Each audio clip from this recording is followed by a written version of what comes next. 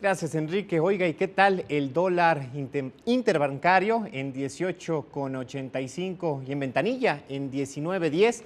Sobre esto habló el titular de la Secretaría de Hacienda y Crédito Público, José Antonio Meade, quien comentó que la cotización de la moneda es solo una variable a considerar, por lo que los cambios en los precios de los combustibles no se dan de manera directa. Sostuvo que se está haciendo lo que corresponde para cuidar las finanzas públicas, mientras que el Banco de México resguarda la estabilidad de nuestra moneda. Así lo señaló luego de participar en el foro La Constitución de 1917 y la Hacienda Pública. Escuchemos.